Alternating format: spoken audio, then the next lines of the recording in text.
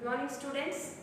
So, as you know, from the last class, we are discussing about the system of particles and rotational motion. Okay, we are dealing with the 7th chapter of our syllabus. Okay, from the last class, we are discussing this. Okay, so as you know, in the last class, we have discussed some basic points. Okay, so means to which thing we call it as a system of particle, or how the particles are arranged in any state of a matter. Means every matter is consisting of the particles and how they are arranged. And in the solids, means I told you already that we have 3 states of the matter. In that, in solid also again we have 2 types. Okay, that is rigid and non-rigid. And in non-rigid also we have again 2 types, that is plastic and elastic.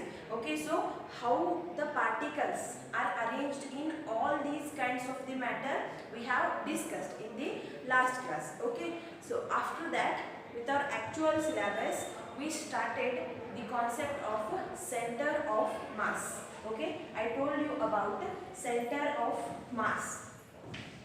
So just try to remember, because this thing I told in the last class only. Center of mass. Okay, means this is not anywhere outside of the object. This is inside the object only. Means if you consider any one object, if this is one object or this is one system, means at the center of this object, if you denote a point here at the exact center of this object, if you denote any point, and at that point we can assume that the whole mass of that object is concentrated. Okay, this only is the center of mass. Now, means how we have defined this? Center of mass is a point at the center of the object where the whole mass of the object is assumed to be concentrated. Isn't it? Have we defined it the same way? Yes, center of mass is nothing but it is a point at the center of the object where the whole mass of the object is assumed to be concentrated. Yes, this is the center of mass. And now, if you want to study in detail about center of mass, what we have to do is, I'll consider here 2 particles. I'll consider 2 particles. I will name them as M1 and M2.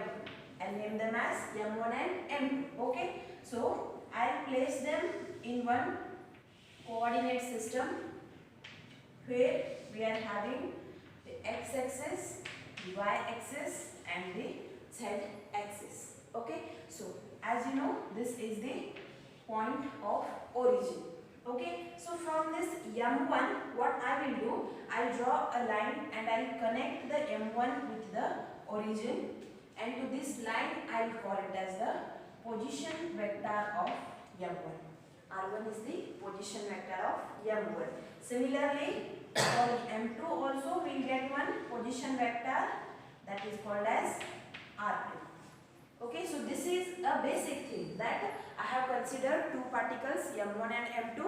I have put them in a coordinate system with the axis XYZ, and we are connecting them with the origin R1, origin O, with the position vectors R1 and R2. So now, if you consider these two particles as a single thing, means if you consider can you consider M1 and M2 will constitute one system of particle? Yes, means M1 and M2 combinedly if you consider, you can say that M1 and M2 is nothing but one system of particle, or that is one object. So to this, can we denote center of mass? Yes. How? So see here, this M1 and M2 I'll join the M1 and M2, and at the exact center I will denote the center of mass, Cm. Okay, So at the exact center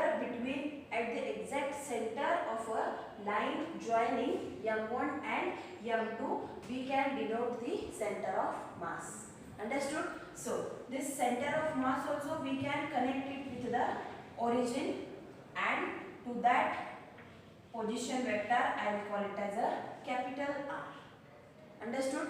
Up to this you have understood now? So now let's start explaining the things with respect to this diagram. Okay, so this center of mass we have connected with the origin with the position vector capital R.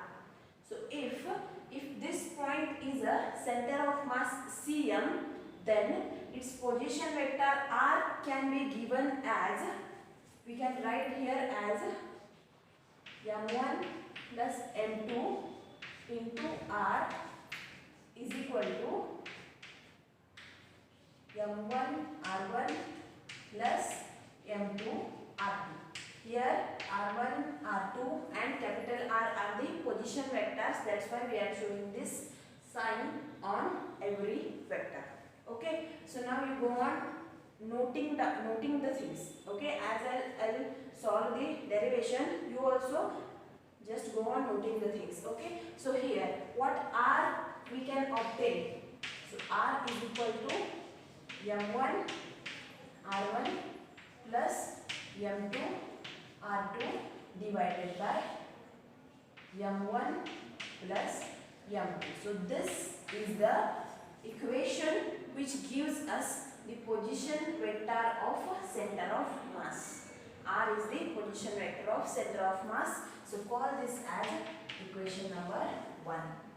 Okay, we have called that as the equation number 1. Okay, now you just imagine that this M1 and M2 are having some positions, like M1 is placed at a position x1, y1, z1, and M2 is placed at the position x2, y2 and z2. Then their position vectors can be written as R1 is equal to x1 I cap plus y1 j cap plus z1 k cap. This is the position vector of the particle M1. Similarly, for M2 also we can write R2 is equal to x2 I cap plus y2 j cap plus z2 k cap. Okay, so with respect to center of mass also we can write the position vector. Na? See how we can write R now? How we can write R? Cm, center of mass is at the position x, y and z. So how can we write the R now? Write in your books. How? X I cap, y j cap plus z k cap. Okay, we have introduced some new terms here. What? I cap, j cap, k cap. What are these I cap, j cap, k cap then? They are the unit vectors. You have already studied the vectors. Okay, so I, j, k are the unit vectors, by using which we are writing the position vectors R1, R2 and R. Okay, so now by comparing these equations, by looking at these equations and by using the equation 1, we get the position coordinates x, y, z of the center of mass. What I am saying, now you obtained the values for R1, R2 and R. And already you know that the position means this is in terms of positions, but this is in general we have written. So this R value also you know. So by observing all these things, what we can do is, we can write the position coordinates x, y, z. So I will write it here only. I hope you have noted down these things. Okay, note down these things. If not, then pause the video, write these things first. Okay, next. Okay, write first. Pause the video and then write. Okay. So by using all this, what we can write for x, y and z use. X will get as m1 x1 plus m2 x2 divided by m1 plus m2. Similarly for y, m1 y1 plus m2 y2 divided by m1 plus m2. Similarly for z, m1 z1 plus m2 z2 divided by m1 plus m2. So we call this as equation number 2, equation number 3 and equation number 4. Okay, so these are the xyz coordinates of the center of mass. Okay, so now what we have to think about is, now you think if this line which is joining m1 and m2, the line joining m1 and m2, if that is a x-axis, if this line joining m1 and m2 is x-axis, then this equation 2 will give the position of center of mass. This equation 2 will give the position of the center of mass. Or if this line joining m1 and m2 is lying in a xy plane. Xy plane is what? Now consider, if m1 is here and m2 is here and this is x-axis and this is y-axis, means this is xy plane. Or otherwise if you are having z, this is xz plane, this is yz plane. Okay, so if this line joining m1 and m2 is in xy plane, then this y and z, this x and z will give the xy coordinates of the center of mass. Understood what I am saying? If this line which is joining m1 and m2 will give the x-axis, then this x, this equation 2 will represent position of the center of mass. And if this line joining m1 and m2 lies in xy plane, then this x and y will give the coordinates of the center of mass. Okay, so this is all about when we consider the two particles m1 and m2, how the coordinates or the position vector of the, this is position vector, this is position, these are the coordinates of the center of mass can be written. Okay, now instead of considering any two particles, you just consider that there are n number of particles. There are n number of particles are there which are distributed in the space normally, which are distributed continuously in the space. So if there are n number of particles present, then how we can write this x, y, z? How we can write the x, y, z? Okay, you have noted down these things. Okay, you just note down these things. Otherwise, I'll write here. Okay. You just remember the diagram.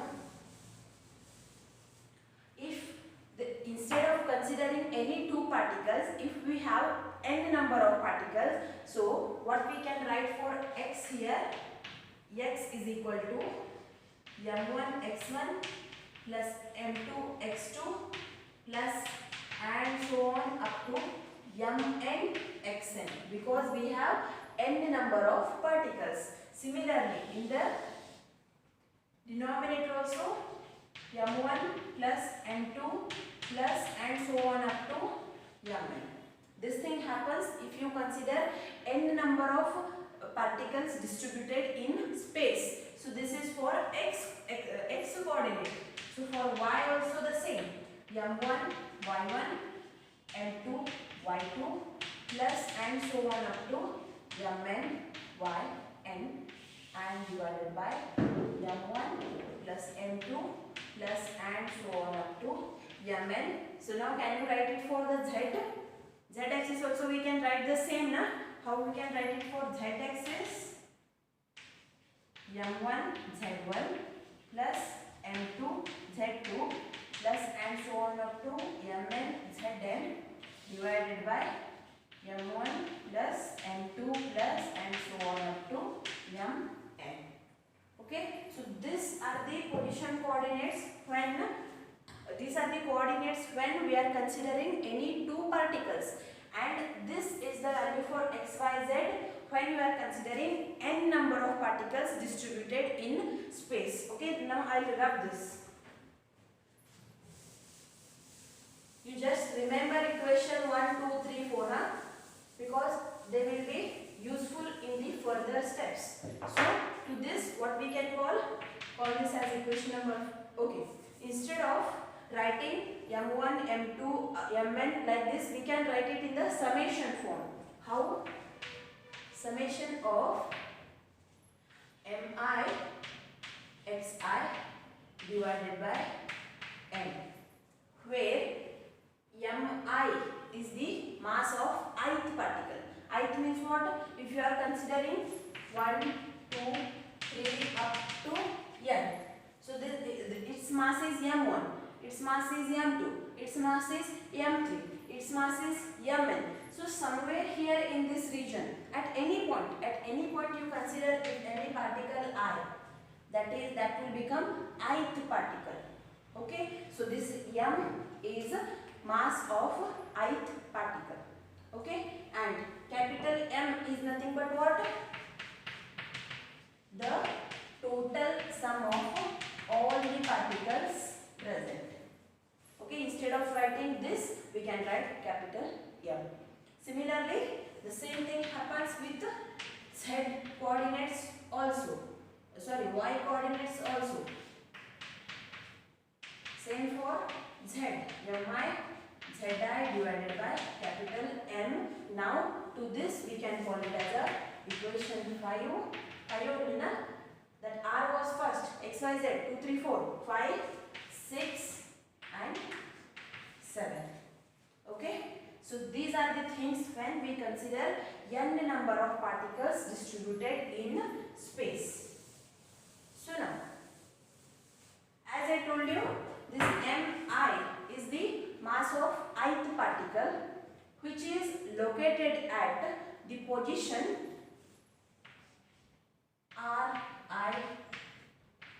Means if this mi is located at xi, yi and zi, then the position vector which explains its position will be Ri, because now if you consider in that same coordinate x, y, z, here now we are having only ith particle. Okay, so this ith particle is located at the position xi, yi and zi. Okay, and it is kept at a distance of Ri from the origin. Understood now? So now here we are having center of mass also. Means there may be two number of particles or there may be n number of particles, but we are having the center of mass. So center of mass, and it is kept at the distance of r from the origin, and its positions are x, y, z. These things remain same. So now can you write? So see here we are having 2 points and 2 position vectors, Ri and capital R. So can we write Ri is equal to xi I cap plus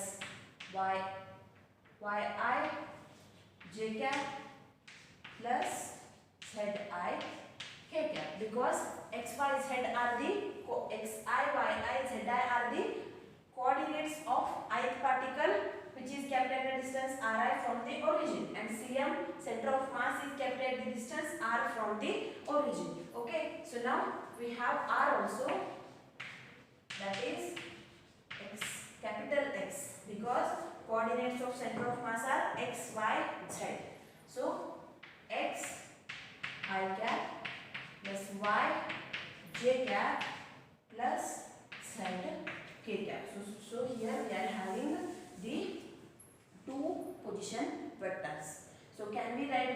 as R is equal to summation of here we are having what? Sum. So means mass we are having. Mass, and instead of x, y, z, what we can write? We can write R, I. And instead of here x, y, z, we can write R. Understood this concept? Means what we done? We have considered, here we considered n number of particles here, and we summed them up. Then we considered ith particle. So when you consider ith particle with the center of mass, you get R and capital R. Okay, by considering these two, this sum we are writing. This sum we are writing in a general way. Instead of x, y, z here we used R. Sum is same. Mi's are same. But instead of x, y, z, I, we have R, I. And the denominator is same. Understood? This is equation number 8, which is a vector sum. This equation number 8 is one vector sum. Okay. So here, if the center of mass is at origin, means I told you center of mass somewhere it is here. If the center of mass comes at origin, what happens to this Mi and Ri? If center of mass is here only, then there is no Ri. Ri will not be there. Position vector will not be there. So this summation Mi Ri will become 0 if the center of mass is at the origin. Okay, so this equation 8 is applicable for all the rigid bodies. You know what is rigid bodies. So this equation 8 is applicable for all the rigid bodies. And as you know, in the rigid bodies we have number of particles. N number of particles we are having. So if you go on dealing with each particle individually, it's highly impossible to discuss about every particle. So what we will do, we will divide that rigid body into some parts. Understood? Instead of studying all the particles in the rigid body individually, we will divide the mass of that rigid body in small elements like delta m1.